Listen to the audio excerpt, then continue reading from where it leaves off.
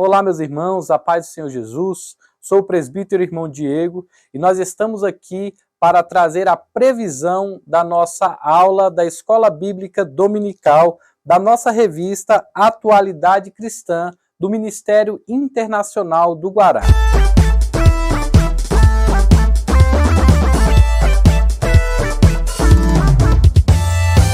A nossa revista ela é baseada no livro do Apocalipse e tem por título A Poderosa Revelação de Deus para a Sua Igreja.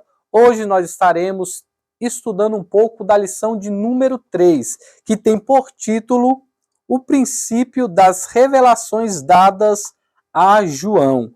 O nosso fundamento está baseado em Apocalipse capítulo 4, no verso de número 1, que diz: Depois destas coisas, olhei, e eis que estava uma porta aberta no céu, e a primeira voz, como de trombeta, ouvira falar comigo, disse: Sobe aqui, e mostrar-te-ei as coisas que depois dessas devem acontecer. Apocalipse, capítulo de número 4, verso de número 1. Os irmãos podem estar acompanhando na sua revista, também na sua Bíblia. Essa lição, meus irmãos, ela vai trazer para nós alguns ensinamentos sobre a revelação do arrebatamento da igreja.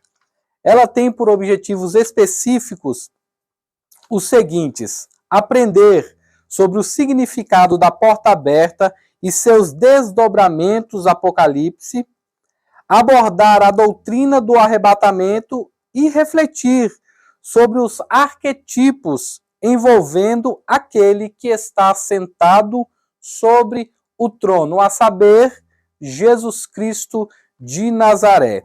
Então, hoje nós estaremos fazendo apenas um resumo da nossa lição. Convido os irmãos que estarão assistindo este vídeo a participarem da nossa EBD. Ela inicia às 9 horas da manhã. Estão todos convidados para aprender este ensinamento tão importante para a Igreja do Senhor. A introdução da nossa revista vai falar sobre a continuação do que já foi dito nas lições anteriores, sobre as revelações dadas a João no livro do Apocalipse. Então, o nosso primeiro tópico ele vai dizer assim: uma porta aberta no céu. Uma porta aberta no céu. A narrativa bíblica afirma: olhei, e eis que estava aberta uma porta no céu. Aqui o apóstolo João vai nos dizer que ele estava ali recebendo a visão daquilo que fora escrito às igrejas da Ásia. Após isso, João ele é arrebatado ao céu. Nós veremos isso no próximo tópico. Então ele vê uma porta aberta no céu. Muitos não creem no mundo espiritual.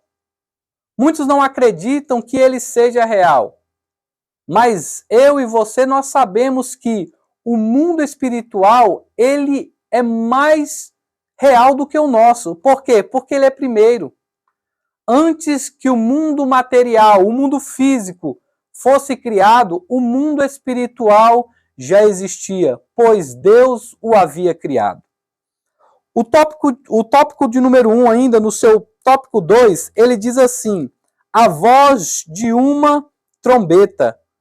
Se nós olharmos no escrito sagrado e também no tópico da lição, vamos ver que após o som da trombeta que falara com João, esta voz faz com que ele seja levado a um recinto, a um lugar.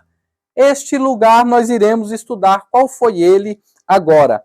Mas antes de nós adentrarmos nisso, nós temos que lembrar através das Escrituras Sagradas que sempre, após o toque de uma trombeta, alguma coisa ocorre. Alguma coisa procede após o toque da trombeta. Vemos isso quando Josué, lá no Antigo Testamento, ao conquistar Jericó, a ordem era que eles dessem as voltas e após a 7ª volta, o som de trombeta, o som dos músicos foram soados e as muralhas de Jericó vieram ao chão. Então nós sabemos que após o toque, algo acontece. E no que se trata ao livro do Apocalipse, nós vemos que isso é algo extraordinário e esperado pela igreja do Senhor. Aqui no ponto 3 do primeiro tópico vai dizer as coisas que depois devem acontecer. Sabemos que lá no capítulo 1, João deixa claro que ele estava lá, preso na ilha de Patmos. Por quê? Porque ele anunciava a Cristo, pelo testemunho de Jesus. E ali na ilha de Patmos ele tem uma visão. A visão esta, a qual ele vê o Cristo ressurreto, com seus pés reluzentes, com as suas vestes brancas, com seu cabelo claro como a neve. Então, essa é a visão que João tem de Jesus. Aí, então, no capítulo de número 2, Deus, através de Cristo, ele ordena a João que escrevesse as coisas a quem ele deveria dizer às igrejas da Ásia. João assim faz, escreve as 7 igrejas. Só que no capítulo 4, agora o anjo, a saber, o próprio Cristo, chama João aos céus e agora ele fala, agora vou te mostrar isso que vai acontecer depois destas coisas. Aqui nós entramos então no nosso tópico de número 2, o arrebatamento de João. O arrebatamento de João em espírito. Diz assim, o tópico 2, 1, diz assim, arrebatado em espírito. O texto afirma, e logo fui arrebatado em espírito. Apocalipse 4, 2. Irmãos, nós temos que entender aqui em separar um ponto. João, no capítulo de número 1, capítulo de número 2 e no 3, ele tem uma visão. Ele só é arrebatado no capítulo de número 4. Por quê? Porque o texto é bem claro. Ele foi arrebatado em espírito no capítulo de número 4. Então, quando ele tem as visões, capítulo 1, capítulo 2 e capítulo 3, ele ainda está na ilha de Patmos tendo uma visão. No capítulo 4, ele é o quê? Arrebatado até os céus. Ele vê a porta aberta e então é arrebatado. Aqui está o grande ponto da nossa revista, o arrebatamento da igreja. João já partilhou ou já participou do que irá acontecer comigo e com você no arrebatamento da igreja. Então ele foi arrebatado em espírito. Por que em espírito? Porque o crente, irmãos, quando ele morre, digamos assim, nesta terra, ele logo é levado aos céus. O seu espírito, a sua alma voltam a Deus e o seu corpo desce à sepultura até o dia do arrebatamento da igreja. Mas aqui João está dizendo, ele é arrebatado em espírito. Ele vê grandes coisas. Dentre destas coisas, ele vai dizer que vê o trono de Deus. Ele vê a majestade de Deus. Ele vê grandes coisas que ele não consegue nem sequer explicar. Tanto que quando ele vê Jesus, ele fala, olha, os seus pés, eles eram como latão reluzente, acabado de ser retirado da fornalha. Ele fala que ele tinha um cinto sobre seu abdômen. Então ele vai falar sobre tipos. Nós vamos ver isso um pouquinho aqui no tópico de número 3. Mas no tópico de número 2, o tópico 2.2 diz assim, a doutrina do arrebatamento. Irmãos, nós somos uma igreja que ela vem com a nossa doutrina fundada e firmada nas Escrituras Sagradas. E nós cremos e acreditamos que a igreja ela é arrebatada antes do início da grande tribulação. Nós somos pré-tribulacionistas. Nós cremos biblicamente que a igreja ela vai ser arrebatada antes da grande tribulação. E o que dá o início à grande tribulação é o arrebatamento da igreja. O arrebatamento da igreja, ela, além de ser uma doutrina bíblica, ela é mencionada em Gênesis. Vai falar que Enoque andou com Deus e não se viu mais Enoque. Por quê? Porque Deus o tomou para si. Um arrebatamento. Deus arrebatou Enoque da terra e levou para morar consigo. A doutrina do arrebatamento, ela é biblicamente irrefutável. O apóstolo Paulo ele vai nos ensinar na primeira carta aos Coríntios, no capítulo de número 15, que ele vai falar assim: num instante, num abrir e fechar de olhos, ante o som da trombeta, da última trombeta, porque certamente a trombeta soará, e nós que estivermos vivos, nós seremos arrebatados. Ele também fala aos Tessalonicenses, no capítulo de número, na primeira carta, no capítulo de número 4, que ele vai falar que ao som da última trombeta nós seremos arrebatados. Biblicamente é irrefutável negar o arrebatamento da igreja do Senhor.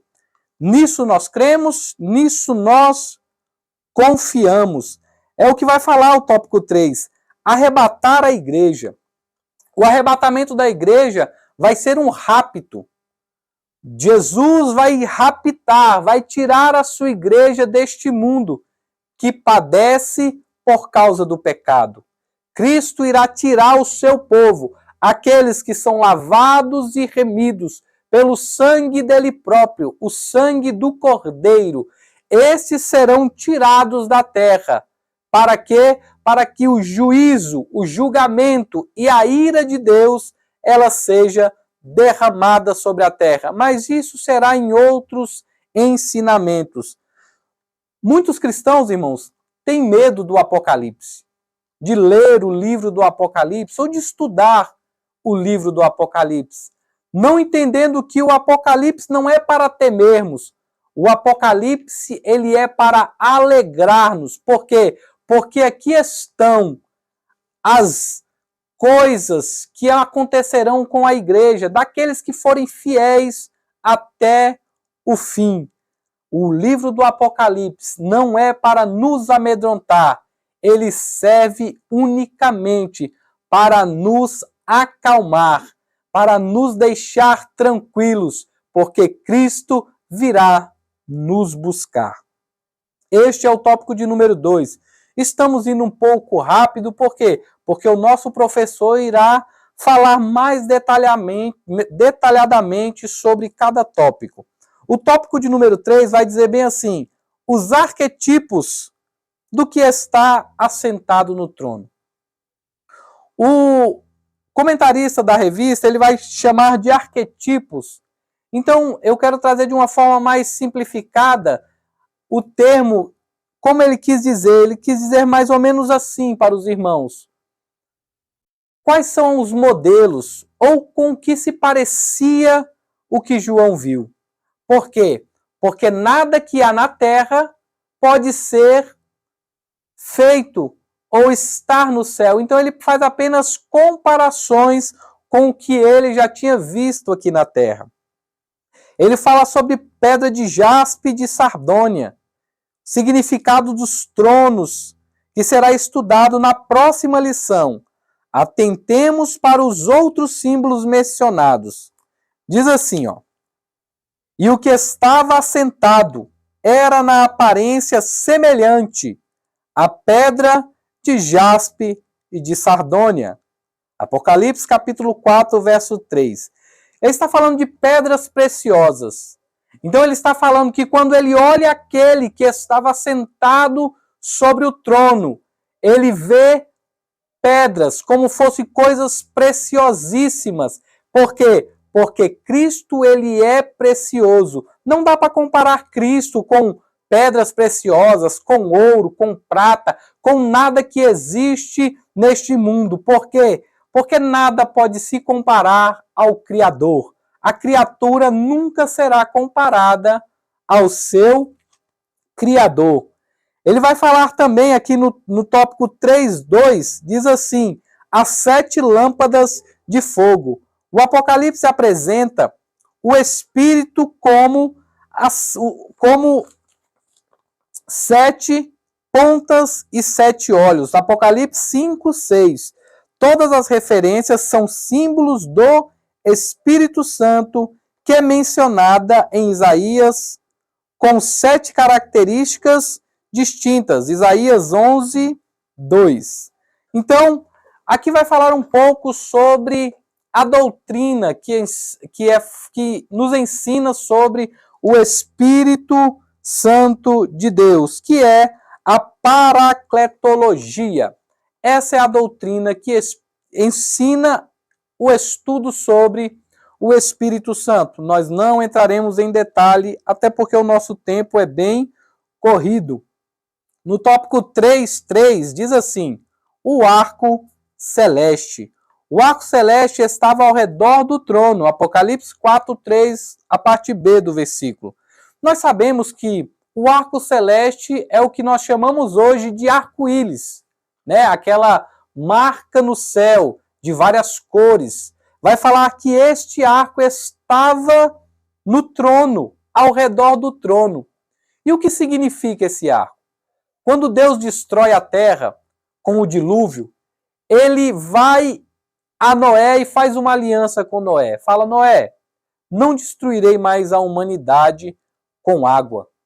E para provar e para deixar isto para as próximas gerações, irei fazer uma marca, irei colocar um arco no céu, para todas as vezes que olharem para este arco, lembrarem da minha promessa, que não destruirei mais a terra com água. Então, este arco estava ao redor do trono de Deus, mostrando o quê? Mostrando as promessas e os cumprimentos das promessas de Deus. Significa que Cristo, ele é o nosso arco e que através da aliança que ele fez para conosco, garantiu a salvação, a minha e a tua salvação, pois nós somos filhos dele. E através desta aliança, nós temos a garantia de salvação das coisas futuras. Agora a nossa conclusão. A conclusão vai falar sobre os símbolos estudados nessa lição. Faz-nos lembrar que Deus revela a sua vontade para os seus filhos, através de visões, audível e através de sonhos, mas hoje através do seu Filho. E que o arrebatamento é uma profecia que se aguarda com esperança. Irmãos, a conclusão aqui vai dizer que Deus fala conosco através de visões. Nós recebemos visões do alto. Não foi apenas João que recebeu. Deus fala através das visões conosco. Deus fala com voz audível aos nossos ouvidos. Não foi assim com os nossos antepassados? Não foi assim que ele fez com Abraão? Ele não falou com o próprio Abraão? Ele não falava com Moisés? Ele não falava com seus profetas? Ele fala conosco através das visões, através de sonhos. Ele usa até seres angelicais para falar conosco. Lembra-se quando Daniel ora por 21 dias e Gabriel responde, trazendo a resposta de Deus? Lembra do anjo que falou com Maria? Lembra também com o anjo que falou com Zacarias, pai de João Batista? Mas hoje ele fala conosco através do seu Espírito e através da sua palavra. E das tantas promessas que estão na Bíblia, a promessa mais esperada desde os tempos antigos é esta, o arrebatamento da igreja. Então, irmãos, eu quero deixar para o seu coração o que Paulo deixou para nós, através da palavra. Sede firmes e constantes, sempre abundantes no Senhor, porque o nosso trabalho nele não é em vão. A trombeta brevemente soará e nós nos encontraremos com Cristo nos ares. Irmãos, foi bom tê-los por esses minutos e mais uma vez, não deixe de participar da nossa escola bíblica dominical. Não deixe de participar, de ler e estudar essa palavra, porque ela é a base da nossa fé.